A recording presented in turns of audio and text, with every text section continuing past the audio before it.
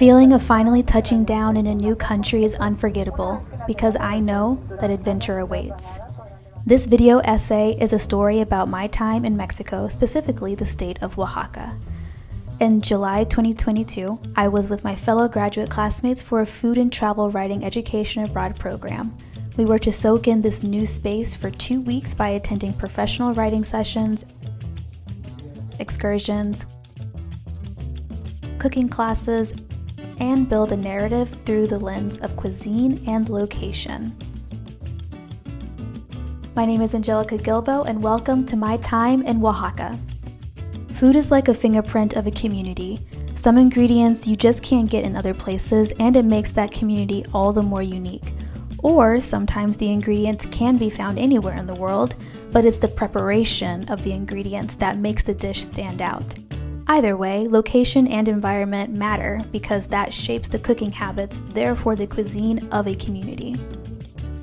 For our program, we visited 3 different cooking schools within 3 different regions within Oaxaca. The first one being in Jalatlaco, a neighborhood in Oaxaca de Juárez, the capital city, one north of the capital in the mountainous region of Sierra Norte, and one in Ocotlán, a rural municipality south of the city. Between all of the cooking schools, there was a pretty wide range of kitchen setups. Within the school in the city, La Alma de mi Tierra, which is the name of the school in the city, that one had appliances, utensils, ingredients that we were pretty familiar with because we cook with them back home in the US.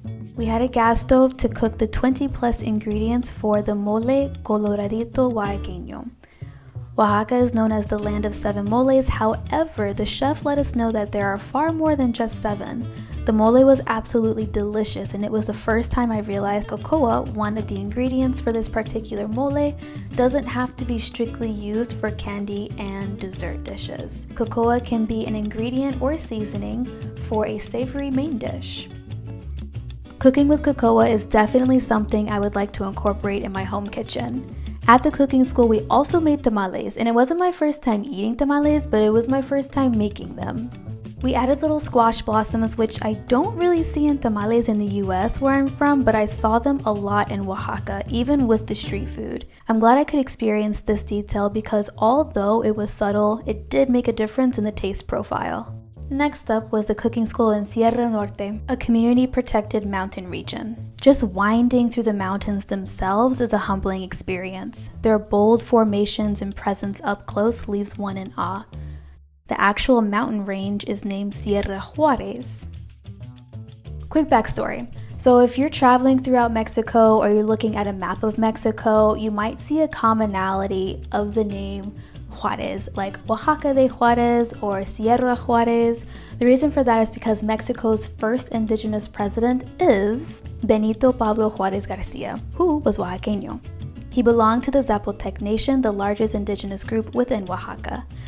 Tributes to him can be found in the names of roads and cities and markets, I believe a national park as well, and also the international airport in Mexico City. So when you're looking at a map of Mexico or you're traveling throughout Mexico and you see this name, now you have a little bit of history behind the name. But going back specifically to the mountains of Sierra Juárez, my graduate program had hiked through here earlier in the program and were amazed at the sheer size of this species of maguey plants, also known as agave, which is responsible for creating mezcal, the alcoholic beverage that Oaxaca is responsible for much of the production in Mexico. You can tell the age of maguey through the stalk and how tall it is.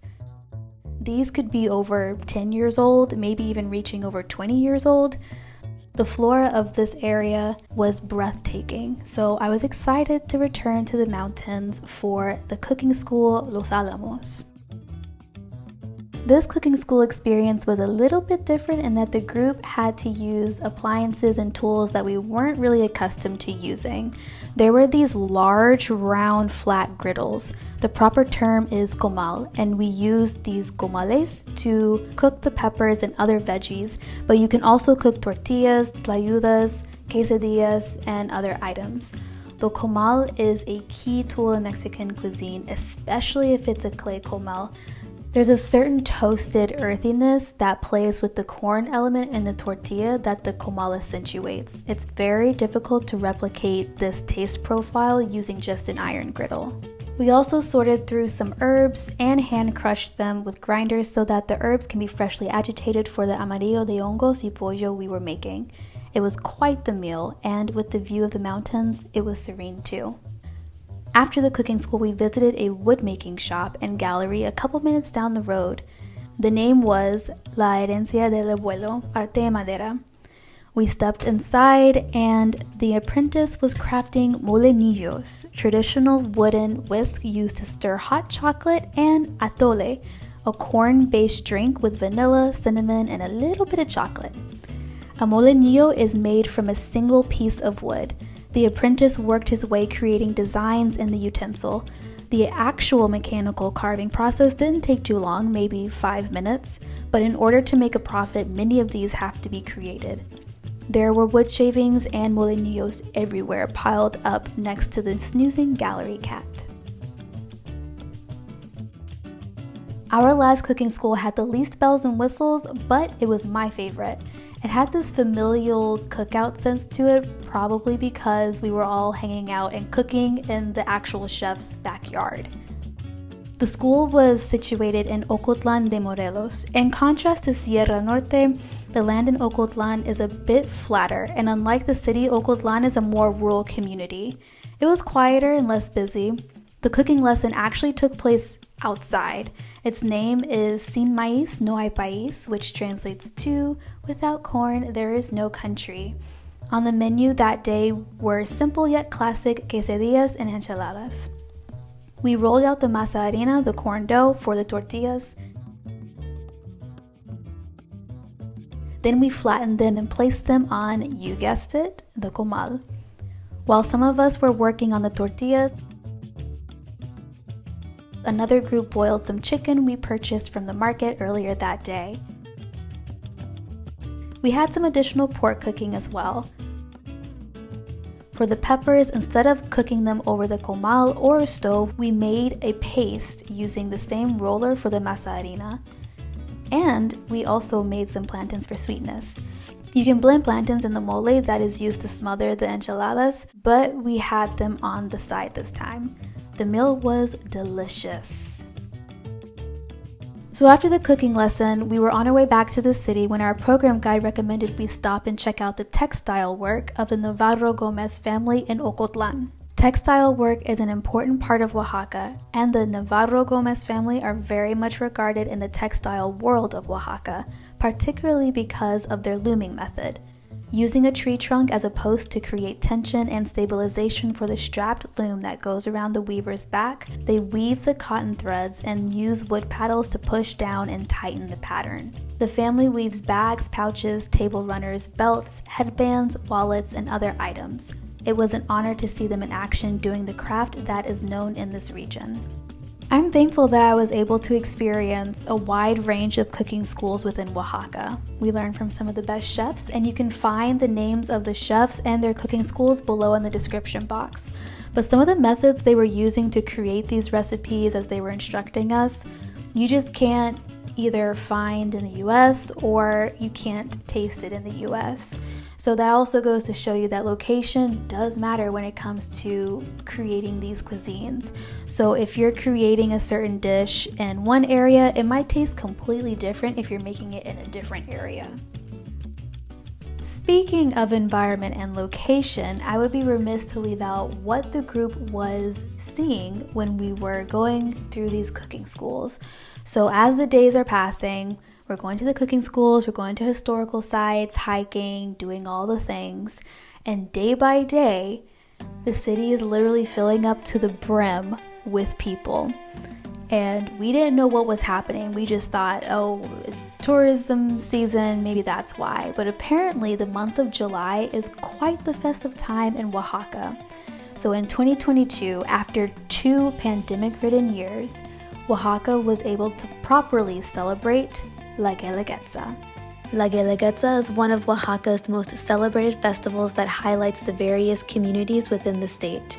According to the 2020 census, Oaxaca continues to make the list of the top 3 states of Mexico that boast the highest percentage of people who consider themselves indigenous. Within Oaxaca alone, there are over 10 ethnic groups, each with its own language, with the Zapotecs and the Mixtecs being the largest indigenous groups represented.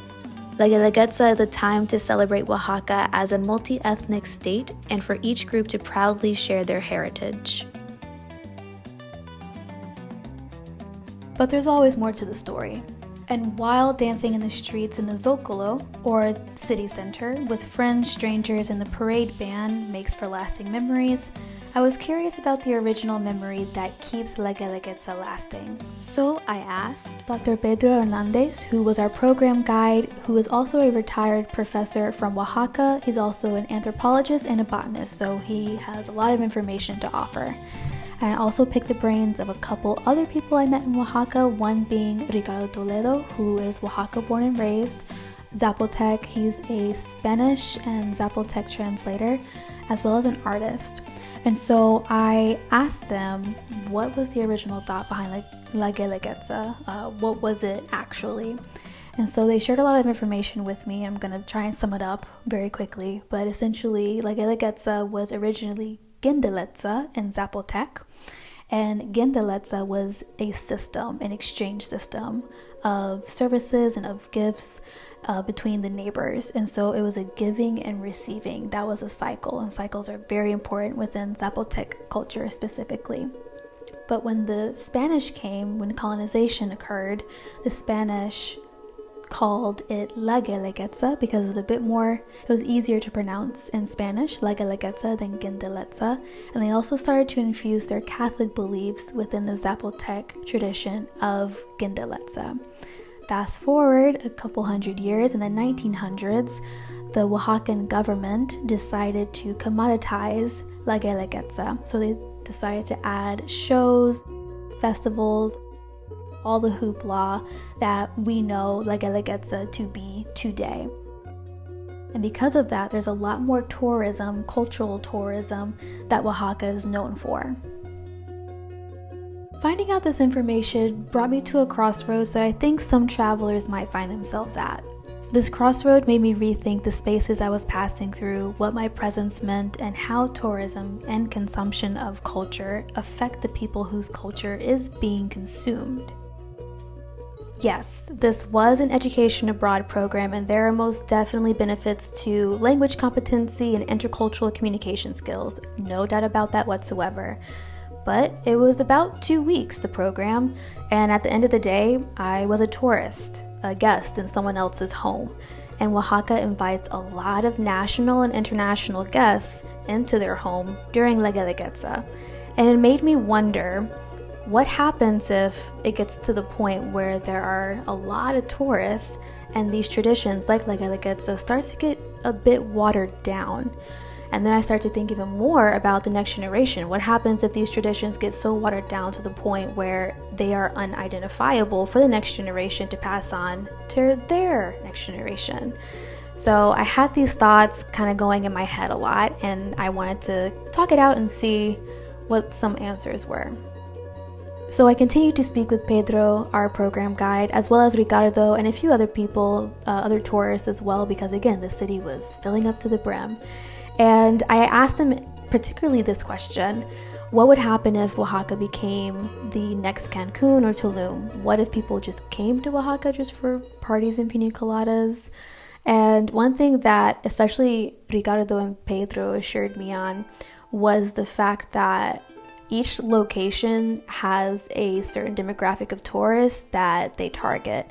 So for example, Cancun and Tulum attract a certain crowd, a crowd that's wanting to get away, vacation, like party, all of that. Whereas with Oaxaca, it attracts its own crowd, something like a different speed of life, that sort of thing. And another thing that I was also assured on was the fact that it seemed like a lot of people who were born and raised in Oaxaca, from Oaxaca, they knew the glitz and glamour of tourism, and they were able to separate that and not have it merge with what they know of their own history. So they knew what made money, but they also had confidence that they knew where they came from.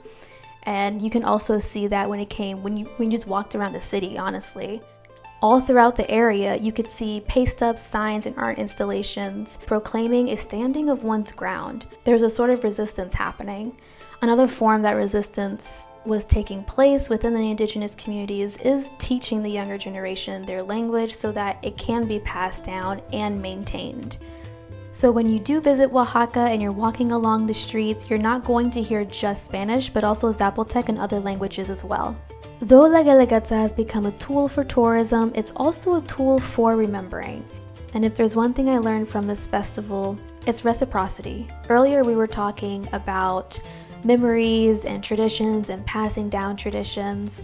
Well, one tradition that I think is worth remembering is the sharing of memories so that things can live on. Jalatlaco. Jalatlaco means exchange or reciprocity, and it's still practiced to this day. And what typically happens is if there's a big life event like a birth or a funeral or a wedding, people would support the person that is going through this life event. So they would support, whether it's through gifts, monetary support, or just meeting that need of this neighbor. And later on down the road, this neighbor would fulfill that exchange and give their support to the next person that is having their own life event. So there's an exchange system happening and there's a cycle happening. We can see this with Las Calendas, or the parades, where actors and dancers give the crowd gifts of bread, fruit, shots of mezcal, as well as the gift of music and dancing. All of this is kind of an echo to the original thought and reasoning behind La Guelaguetza. Oaxaca is a land that has a lot to offer with its varying landscapes, ethnic and lingual diversity, artisanal works, cuisine, amongst other aspects. And it begs the question, as a traveler, what am I bringing to the table of exchange? It's so easy to consume and co-opt a culture, but what does it look like to be a conscious traveler? What does sustainable travel look like, especially in regard to maintaining cultural integrity? Now, these are loaded questions. I know politics, privilege, and access play leading roles in this drama, but that doesn't mean we shut down the whole production and turn a blind eye. Everyone has a platform, and that platform has an audience, whether it's an audience of 1, 100, 1,000, or 1 million. We can choose how we interact with the world on this platform, and I want to choose to challenge myself. I want to choose to stay humble and stay curious as I interact with the world around me. But most of all, I don't want to forget the people I meet and the stories they share. I choose to remember them, to speak about them, to share their stories so the memory can live on. Because if the memory fades away, what connection is there to the present and the future? Then it's just going through the motions, mindlessly traveling. But at this table of exchange, we can choose differently. We can choose to remember and share stories and histories to maintain these memories. We can choose to remember the timeless recipes that make up Oaxaca.